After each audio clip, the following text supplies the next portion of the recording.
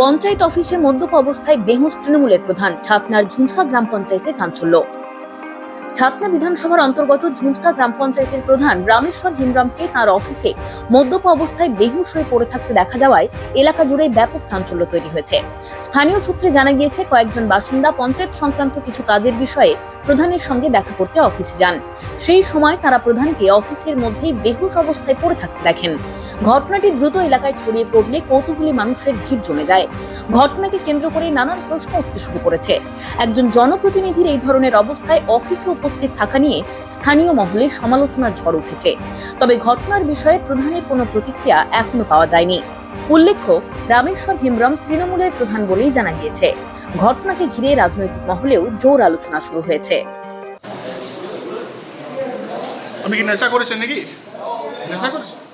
হ্যাঁ, কি নাম আপনার? হ্যাঁ, কি নাম আপনার? নাম কি?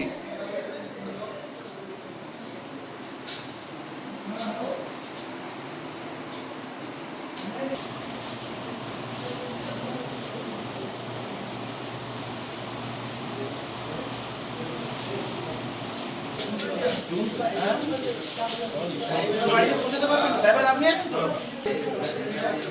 সঞ্জয় ঠিক আছে। নিয়ে আসুন। এই বাবু। হ্যাঁ স্যার। ধরুন ধরি। আচ্ছা ঠিক আছে, এদিকে আছে, এদিকে আছে।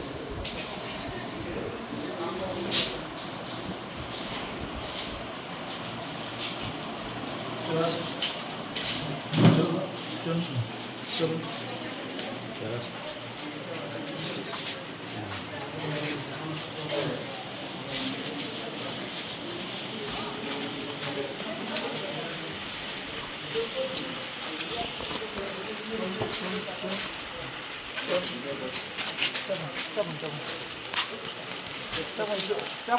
চাপুন।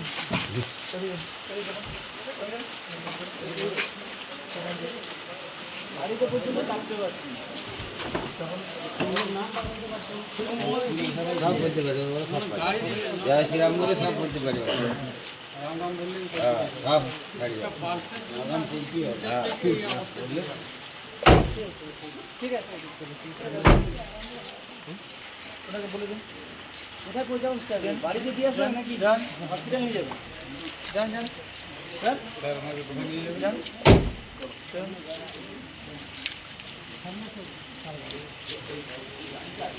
कार गाड़ी है? हो गया? बंद करो उसको, ताला वाला मार। अच्छा